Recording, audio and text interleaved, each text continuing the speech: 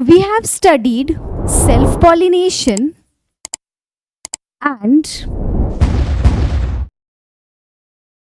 cross-pollination. Self-pollination and cross-pollination. Self-pollination means either in the same flower, or in the same plant, two different flowers. And cross means separately two different plants. So what is better? Obviously, our cross pollination is better. It will lead to variation, it will not lead to inbreeding depression, it will not lead to the accumulation of the diseases of the same species. When the genes of two different species are brought together, it will definitely lead to variation. So the plants in evolution, वो किस पर focus किए? उन्होंने focus किया cross pollination पर. So when we come to the process of cross pollination, there are some devices which are followed या which are adopted by the plants. Those are called outbreeding devices. Outbreeding devices means those devices which are followed, which are adapted by the plants to follow a cross pollination. For example, if a flower is having both male and female organs, so it will somewhat lead to self pollination. But if it is bisexual flower, then the chances of self pollination will be reduced. So first is adapting bisexual flowers. First. Second, suppose the flower is still bisexual.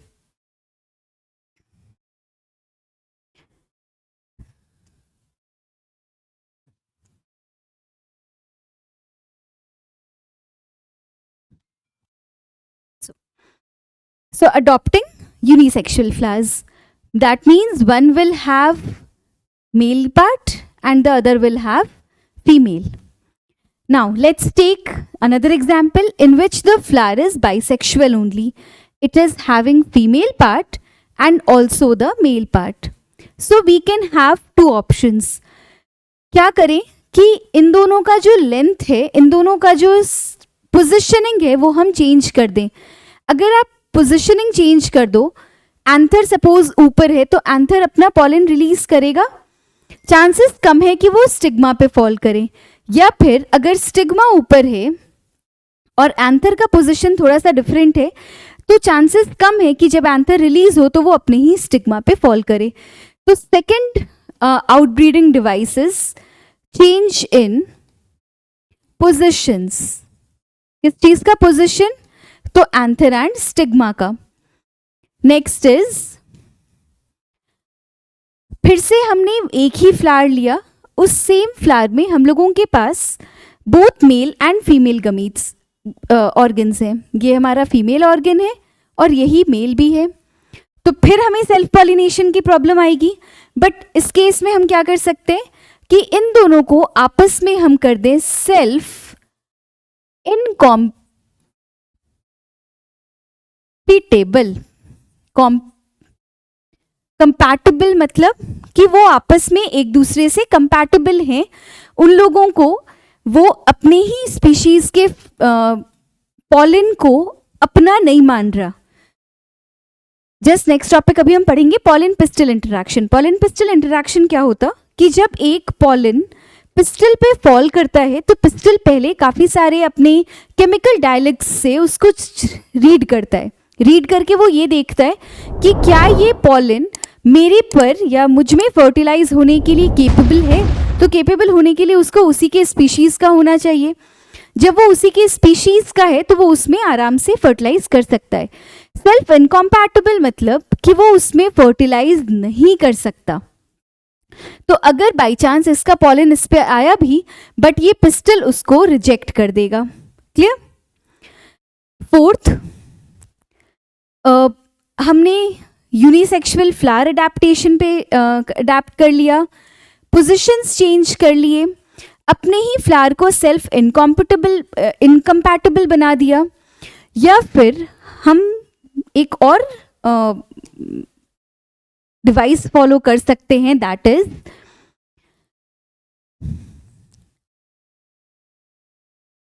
मेरे पास स्टेमन भी है, pistol भी है।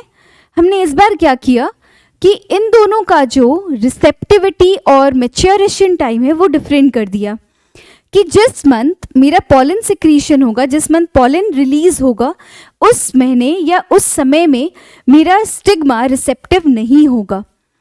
तो अगर stigma receptivity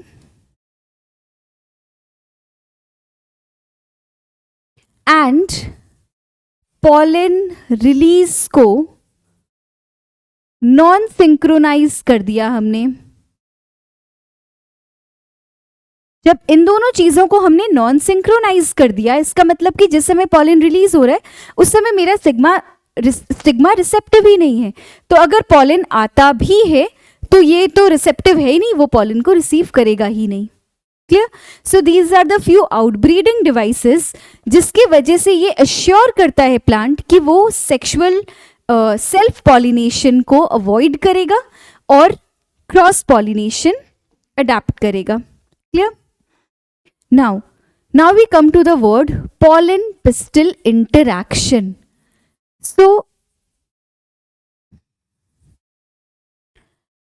जब हमने पढ़ा लास्ट क्लास कि we have many pollinators, pollinating agents such as air, wind, insects, तो वो तो ऐसा नहीं है कि स्पेसिफिक इसी फ्लावर को लेकर दूसरे उसी स्पीशीज के फ्लावर पे जाएंगे। ये मेरा स्टिग्मा है, स्टिग्मा पे जब पॉलन आ रहा है वो तो किसी भी स्पीशीज का आ सकता, किसी भी वैरायटी का आ सकता। क्या हर एक वैरायटी का स्टिग्मा के ऊपर जो पॉलन है वो पॉलन ट्यूब बनाएगा? बिल्कुल नहीं। तो बहुत सारा केमिकल डायलग्स देता है, बहुत सारा केमिकल यहाँ पर फॉर्मुलेशंस होता है स्टिग्मा के ऊपर, जिससे वो चेक करता है कि कौन सा पॉलन उसके अपने स्पीशीज का है, कौन सा पॉलन उस पर फर्टिलाइज होने के लिए केपेबल है। तो दो चीजें हो सकती हैं, या तो पॉलन रिजेक्ट होगा और नहीं तो पॉलन एक्सेप्ट होगा। जब पॉलन रिजेक्ट हो गया तो पॉलन ट्यूब का जो फॉर्मेशन है वो बिल्कुल ही नहीं होगा, लेकिन जब पॉलन एक्सेप्ट हुआ है तो नेक्स्ट काम क्या होगा?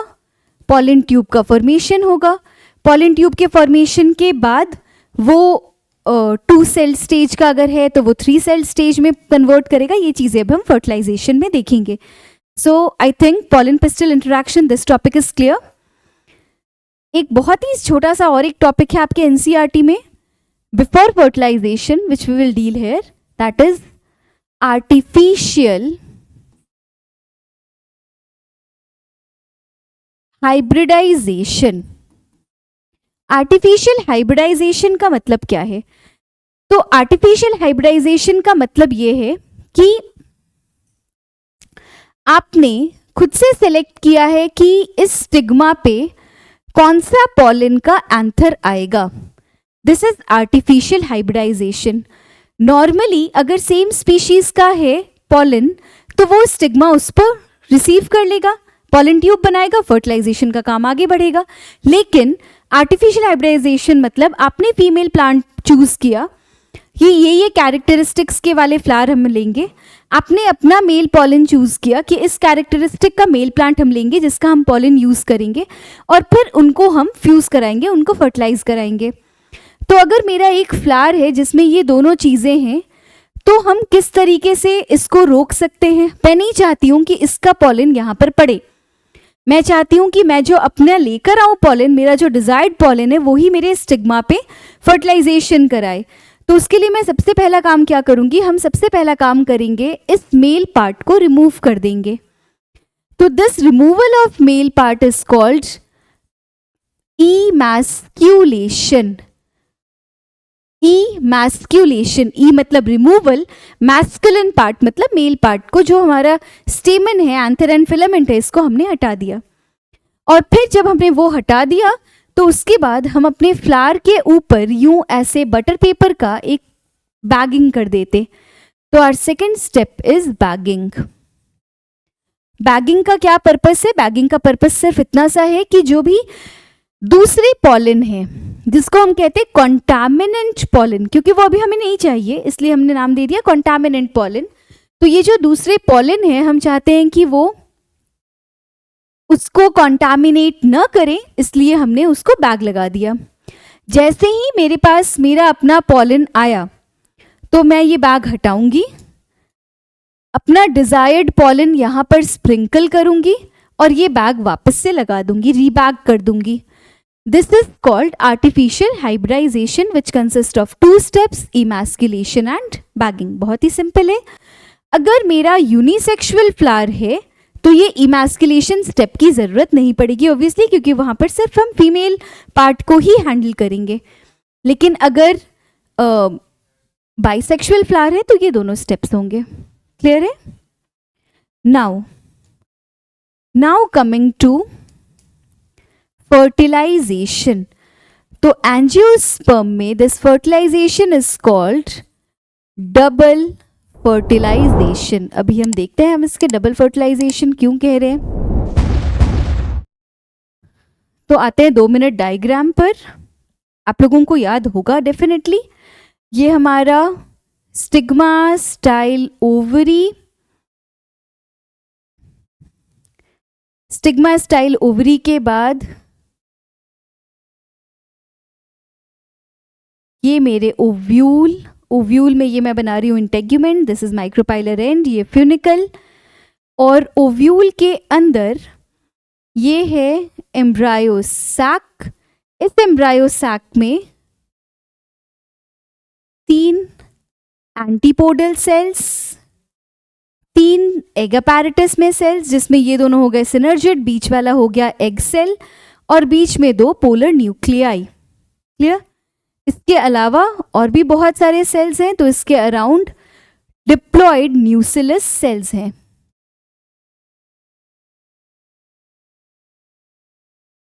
क्लियर? यहां तक कोई डाउट नहीं है। This is unfertilised female reproductive part, जो फर्टिलाइजेशन के लिए बिल्कुल रेडी है, क्योंकि इसके पास इसका फीमेल गमीट N बनके तैयार है। अब हम 2 ऑप्शंस लेते हैं। आपको याद होगा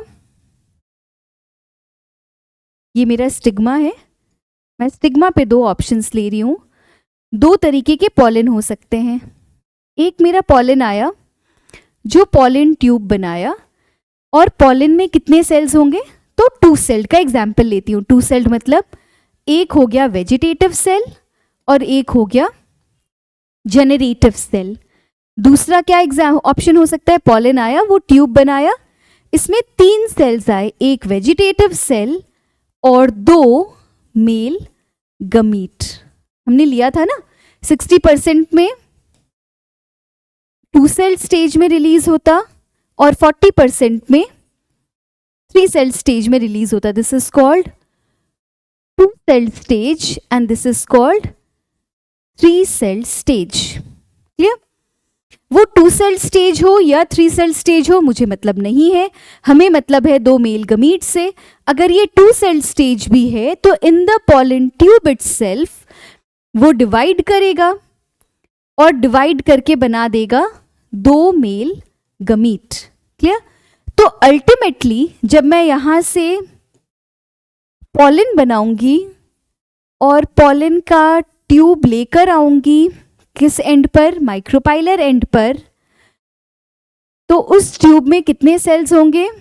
उस ट्यूब में होंगे हमारे पास 3 सेल्स। सबसे ऊपर में होगा एक वेजिटेटिव सेल और साथ में लगे होंगे 2 छोटे छोटे हैप्लॉइड ना N mail gametes which is N। 2 male gamete आएगा। क्लियर? जैसे ही 2 मेल गमीट आया, वेजिटेटिव सेल का रोल खत्म हो चुका है, इसका काम था पॉलन ट्यूब बनाना। वो आगे चल चल के पॉलन ट्यूब बनाता गया। आप देख रहे हो यहाँ पे भी सबसे आगे वेजिटेटिव सेल है, वो आगे बढ़ाने में हेल्प करता है ट्यूब को। जब ट्यूब पहुंच चुका है माइक्रोपाइल के पास तो फिर हमें वेजिटेटिव सेल की जरूरत नहीं है। अब ये जो 2 मेल गमीट्स हैं, ध्यान से देखेंगे, वो दोनों कहाँ पहुंचा? तो वो दोनों पहुंचे सिनर्जिड्स में। ठीक है। सिनर्जिड में हमारे पास है फिलीफॉर्म अपैरेटस, है ना, पढ़ा था हमने लास्ट क्लास। ये जो फिलीफॉर्म अपैरेटस है ये गाइड करेगा, मैं दूसरा इंक यूज करती हूँ, पिंक यूज करती हूँ मेल गमीट के लिए, breaking the stereotypes, pink is male gamete for us. तो पिंक को मैंने मेल गमीट की तरह लिया, आप कलर वो देखिएगा। जो दो मेल गमीट है उसको डिसाइड कौन करेगा कि वो कहाँ जाएगा, वो डिसाइड मेरा फिलीफॉर्म अपैरेटस किया, वो उसको गाइड किया। एक मेल गमीट को उसने भेजा एग के पास और दूसरे मेल गमीट को पोलर न्यूक्लियाई के पास। क्लियर? दो मेल गमीट, एक मेल गमीट कहाँ गया, एग के पास which is female gamete, and दूसरा मेल गमीट गया पोलर न्यूक्लियाई के पास। तो दो फ्यूजन्स हो रहे हैं यहाँ पर। पहला फ्यूजन क्या हो रहा, ये जो मेल गमीट है this will go to the female gamete, ये पहला फ्यूजन है। इस फ्यूजन को हम बोलते हैं सिनगैमी, क्योंकि यही तो हम कराना चाह रहे हैं ना, दिस इज फर्टिलाइजेशन, यही तो मेल और फीमेल गमीट का फ्यूजन हम कराना चाह रहे हैं। जिसका रिजल्ट क्या बनेगा, तो जिसका रिजल्ट बनेगा हमारे पास zygote which is a diploid structure. Got it? दूसरा फ्यूजन क्या हुआ, तो ये मेल गमीट जो है हमारा वो फ्यूज करेगा दो पोलर न्यूक्लियाई के साथ। तो ये male gamete N, polar nuclei N+N, तीनों मिलाकर क्या बना, ट्रिप्लॉइड, इसलिए इसे कहते हैं हम ट्रिपल फ्यूजन। और ये तीनों मिलाकर बनाते हैं, इसका जो रिजल्ट है दैट इज PEN। PEN का full form primary endosperm nucleus, that is a 3N structure. 3N है इसलिए इसे कहा गया ट्रिपल फ्यूजन, और ये फर्टिलाइजेशन था इसलिए इसे हमने बोला सिनगैमी।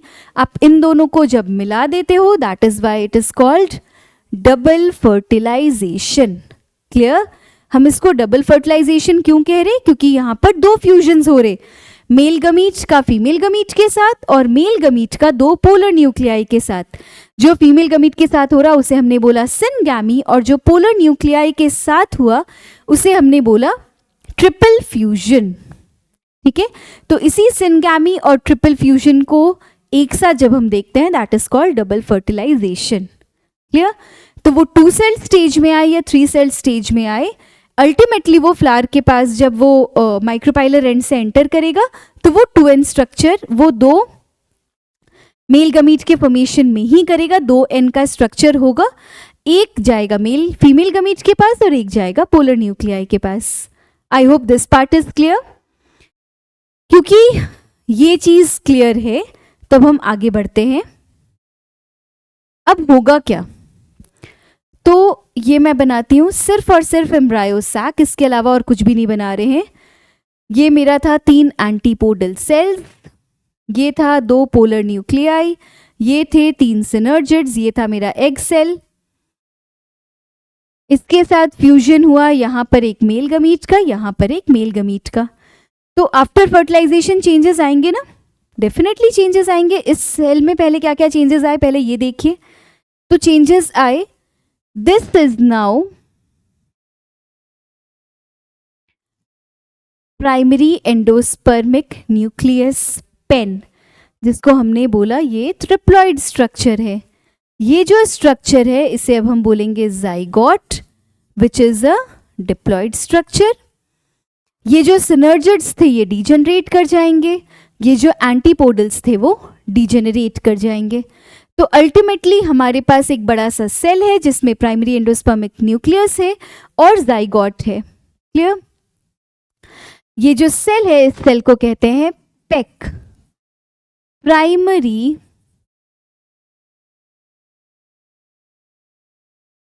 Endosperm cell. क्लियर? तो ये आया हमारे पास, एंडोस्पर्म बन गया और जाइगोट बन गया। पोस्ट फर्टिलाइजेशन हम एंटर कर गए हैं धीरे से ही। तो जब जैसे ही हमने पोस्ट फर्टिलाइजेशन एंटर किया हमें ये पता है कि एंडोस्पर्मिक सेल बन चुका है, अब ये डिवीजन करेगा, नॉर्मल माइटोटिक डिवीजन करेगा, मियोसिस अब नहीं होगा। माइटोटिक डिवीजन किया, ये एंडोस्पर्म बना लिया। ये जो न्यूक्लियस है ये उसको ये एंडोस्पर्म में न्यूक्लियर डिवीजन करेगा। जाइगोट जो है वो डेफिनेटली आगे जाके एम्ब्रायो बनाएगा।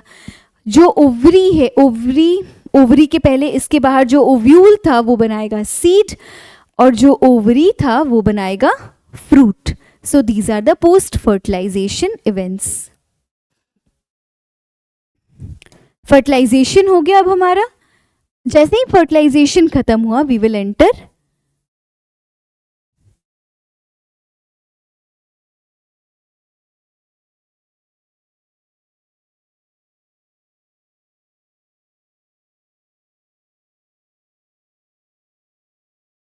Post fertilization events. Post fertilization events are what? पहले हम एनलिस्ट करते हैं। पहला एंडोस्पर्म फॉर्मेशन, दूसरा एम्ब्रायो डेवलपमेंट, तीसरा जो ओव्यूल है वो सीड बना लेगा, और फोर्थ जो ओवरी है वो फ्रूट बना लेगा। ये हैं चारों हमारे पोस्ट फर्टिलाइजेशन इवेंट्स। इन चारों को एक एक करके पढ़ते हैं और ये जो हमारा बड़ा सा एक चैप्टर था वो फिनिश हो जाएगा। सबसे पहले आते हैं एंडोस्पर्म। तो व्हाट इज एंडोस्पर्म, क्या ज़रूरत है इसकी, क्या इसका प्लॉइडी है? एग्जाम पॉइंट ऑफ व्यू के लिए बहुत ही इंपॉर्टेंट क्वेश्चन है। हर एक कॉम्पिटिटिव एग्जाम में एंडोस्पर्म का ये पूछता है कि इसके सेल का ये प्लॉइडी है, तो एंडोस्पर्म का क्या प्लॉइडी होगा। फॉर एग्जाम्पल एक क्वेश्चन करते हैं कि आपके एक प्लांट में लीफ के एक सेल का प्लॉइडी है, लीफ के सेल में नंबर ऑफ क्रोमोसोम्स है 24, तो इसके एंडोस्पर्म का क्रोमोसोम कितना होगा? तो ये 2n हो गया, लीफ में 2n होता है, तो मतलब n इज 12, तो एंडोस्पर्म इज 3n, मतलब 36। इस तरह के क्वेश्चन बहुत रिपीटेटिवली पूछते हैं।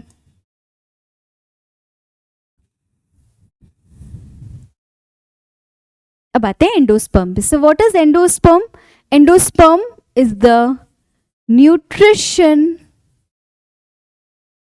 प्रोवाइडिंग टिश्यू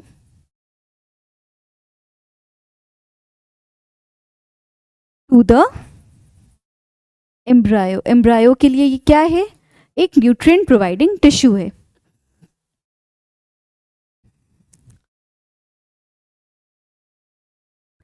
जैसे ही हम एंडोस्पर्म पे जाते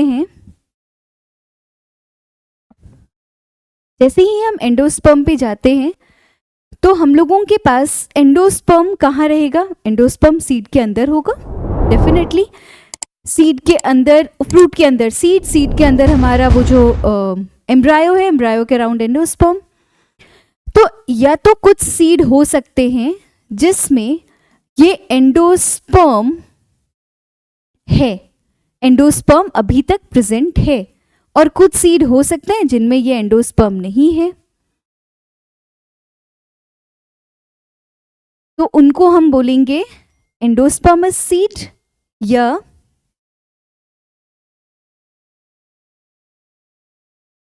एंडोस्पर्म है तो एंडोस्पर्मस सीड, या फिर एल्बुमिनस सीड। और अगर एंडोस्पर्म नहीं है that is called non albuminous seed. Clear? इसके अलावा जब हम एंडोस्पर्म का डिवीजन देखते हैं तो ये एक सेल है जिसमें ये प्राइमरी एंडोस्पर्मिक न्यूक्लियस है, this is PEC and this is PEN. हमें पता है डिवीजन हमेशा दो चीज़ों से डिफाइंड होता है, पहला karyokinesis that is nuclear division, and then cytokinesis. जब हम एंडोस्पर्म का डिवीजन कर रहे हैं ये दो तरीके का होता, एक होता है प्री न्यूक्लियर डिवीजन और दूसरा होता है सेल्यूलर। प्री न्यूक्लियर डिवीजन का मतलब कि सिर्फ न्यूक्लियस डिवाइड करता जा रहा है, एक सेल है जिसमें बहुत सारे न्यूक्लियस हैं बट वो अपने अराउंड सेल्स नहीं बना रहा, तो मल्टी न्यूक्लिएटेड एंडोस्पर्म बनता है इस वजह से, और ये बहुत ही न्यूट्रिशियस होता। इसका एग्जाम्पल है कोकोनट वाटर। और सेल्यूलर मतलब तो नॉर्मल डिवीजन, एक सेल है वो 2 सेल बना, 2 का 4 बना, 4 का 8 बना, इस तरीके से। So I hope endosperm is clear. Endosperm का प्लॉइडी क्या है? तो 3n है हमारा एंडोस्पर्म का प्लॉइडी। क्लियर है यहाँ तक? Next, so next topic is embryo development. What is embryo? तो जाइगोट जब डिवाइड करेगा, एक सर्टेन नंबर ऑफ सेल्स बना लेगा, तो उसे हम बोलेंगे एम्ब्रायो। जो एम्ब्रायो आगे जाके एक नया ऑफस्प्रिंग बना लेगा। एम्ब्रायो डेवलपमेंट में बहुत सारे स्टेजेस आते हैं। आपके एनसीईआरटी के हिसाब से स्टेजेस देखना ज़रूरी है। तो ये एक सेल है जाइगोट। जाइगोट 2 सेल बनाया। इसमें ऊपर के सेल्स 2 पार्ट में सेल्स बन जाते हैं। ऊपर में जितने भी सेल्स हैं उन्हें हम कहते हैं सस्पेंसर सेल्स, और जो नीचे के सेल्स हैं उन्हें हम कहते हैं एम्ब्रियोनल सेल्स। तो जो मेजर एम्ब्रायो बना रहा है वो नीचे का ही हिस्सा बनाएगा, ऊपर का हिस्सा मेजर एम्ब्रायो का पार्ट नहीं बनेगा। जो स्टेजेस हैं वो हैं, ये हमारा सस्पेंसर सेल्स, उसके साथ सबसे पहले एक स्टेज आता है that is called pro embryo. Pro embryo के बाद बड़ा सा ऐसे ग्लोब जैसा एक सेल बनता है that is called globular embryo.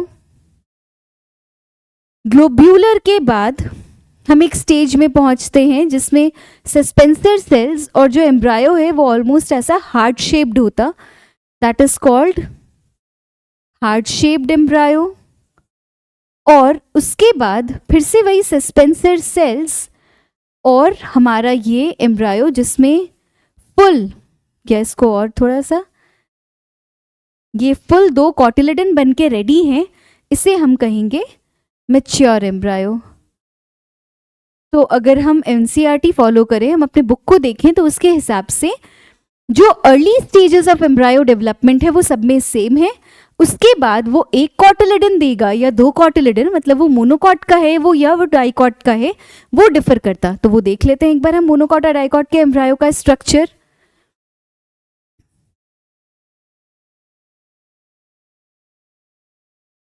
Dicot में एम्ब्रायो का आप स्ट्रक्चर देखो तो वो कुछ इस तरीके से होगा।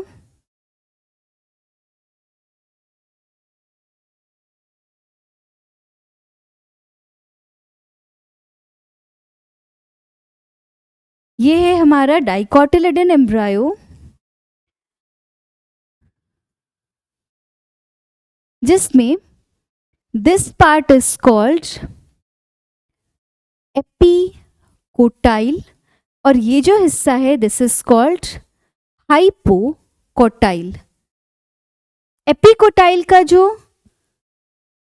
ऊपर का हिस्सा है वो बनाएगा प्लिम्यूल, और हाइपोकोटाइल का नीचे का जो हिस्सा है वो बनाएगा radicle. Plumule which will give rise to the shoot, radicle which will give rise to the root. ये जो 2 अलग लीफ लाइक स्ट्रक्चर्स हैं these are called cotyledons. Root के नीचे यहां पर हमें बनेगा रूट कैप। क्लियर? ये जो पार्ट है दिस इज कॉल्ड, ये है, ये हमारा है एम्ब्रियोनल एक्सिस। तो बेसिकली एम्ब्रायो में 2 ही चीजें हैं, कॉटिलेडन्स है और एम्ब्रायनल एक्सिस है। एम्ब्रायनल एक्सिस में आपका एपिकोटाइल, हाइपोकोटाइल। एपिकोटाइल के ऊपर का हिस्सा प्लिम्यूल बनाया, हाइपोकोटाइल के नीचे का हिस्सा रैडिकल बनाया। Plumule will give rise to shoot and radicle will give rise to root. ये जो 2 कॉटिलेडन्स हैं ये दोनों ही आपस में जो डेवलपिंग एम्ब्रायो है उसके लिए फूड स्टोरेज का काम कर रहे हैं। क्लियर? अब हम आते हैं यहीं पर कंपैरेटिव बनाती हूँ इधर में ही, ये आते हैं मोनोकॉट एम्ब्रायो पर। तो जब हम मोनोकॉट एम्ब्रायो देखते हैं उसमें हमें कितना कॉटिलेडन मिलेगा? ऑब्वियसली बस 1 कॉटिलेडन मिलेगा। तो एक कॉटिलेडन और एक एम्ब्रायनल एक्सिस। इस एम्ब्रायनल एक्सिस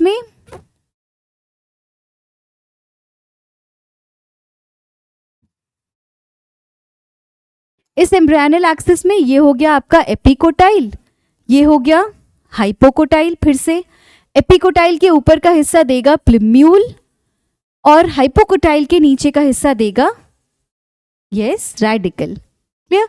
जो एक कॉटिलेडन है वो बहुत सारे ग्रासेस में, एक ही कॉटिलेडन होगा यहाँ पर, उसको हम बहुत सारे ग्रासेस में कहते हैं scutellum.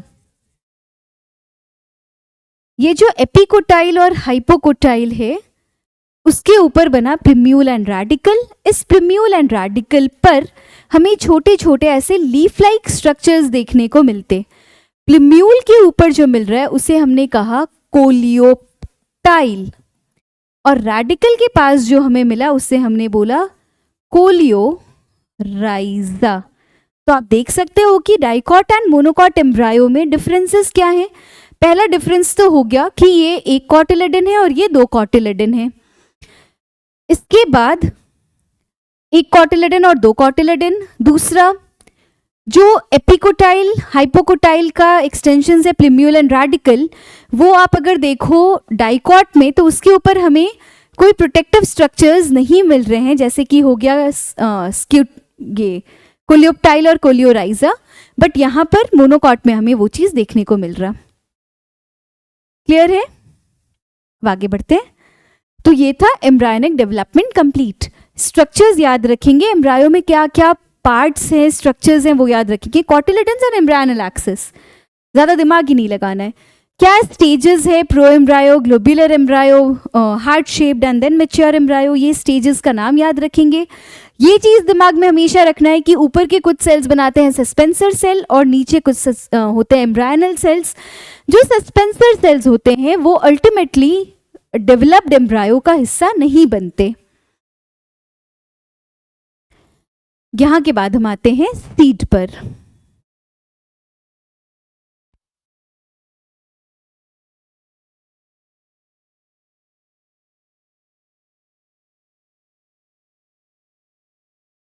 Embryo, so the next topic is seed.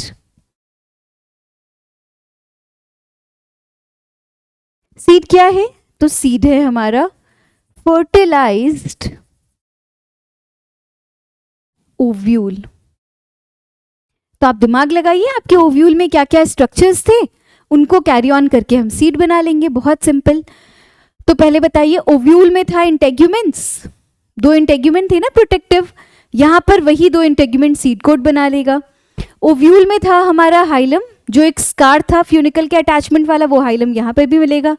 Ovule में एक माइक्रोपाइल था जहां से एंट्री होती थी चीज़ों की, यहाँ भी हमें माइक्रोपाइल मिलेगा जहां से आपका वाटर, ऑक्सीजन, ये चीज़ें एंटर करेंगी।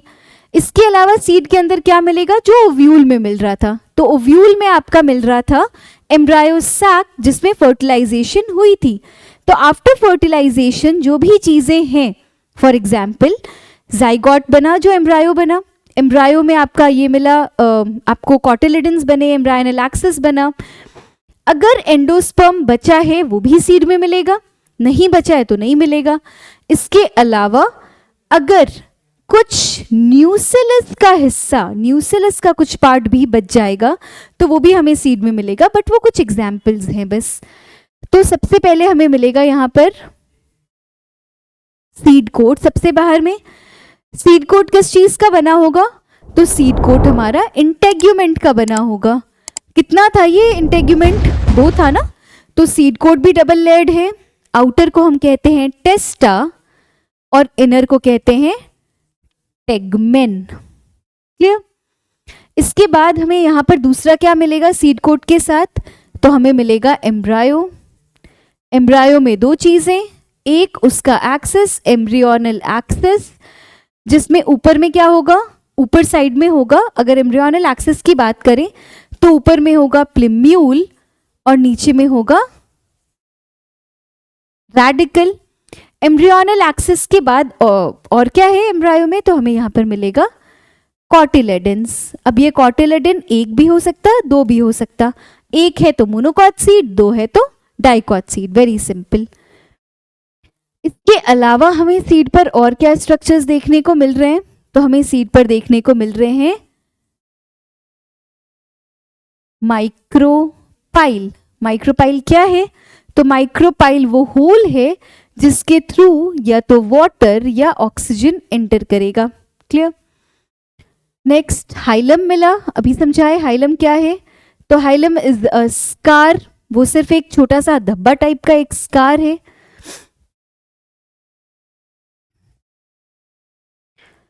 नेक्स्ट, सीड में या तो सीड एक्टिव है तो वो फुल जर्मिनेट करेगा, अगर सीड एक्टिव नहीं है, सीड में इनएक्टिविटी है, that is called seed dormancy. Seed dormancy कहने का मतलब कि मेरा जो सीड है अभी फिलहाल के लिए वो इनएक्टिव स्टेट में। क्यों कोई चीज़ इनएक्टिव होगा? जब उसके लिए उसका जो कंडीशंस है वो फेवरेबल नहीं होगा, वो अनफेवरेबल है, पानी जितना चाहिए उतना नहीं है, टेम्परेचर अपने अकॉर्डिंग नहीं है। जब ये सारी कंडीशंस होंगे तो हम उसे बोलेंगे कि मेरा सीड इनएक्टिव कंडीशन में है। और जैसे ही आप उसको पानी दोगे, बढ़िया टेम्परेचर दोगे, वो ज़मीन में जाएगा, वो एक्टिव हो जाएगा। Clear? Seed can be albuminous और नॉन एल्बुमिनस, ये भी देख चुके हैं। Last is seed can have, ये इंपॉर्टेंट है, seed can have perisperm. Perisperm क्या होता? तो वही जो भी बताया कि जब अगर न्यूसिलस, न्यूसिलस क्या है? न्यूसिलस स्पोरोजेनस टिश्यूज है जो एम्ब्रायो सैक के अराउंड रहता है। अगर न्यूसिलस का रेमिनेंट परसिस्ट कर जाता है उसे हम कहते हैं पेरिस्पर्म। क्लियर? इसका एग्जाम्पल है गोलकी, ब्लैक पेपर। क्लियर? तो ये कंप्लीट होता है हमारा सीड।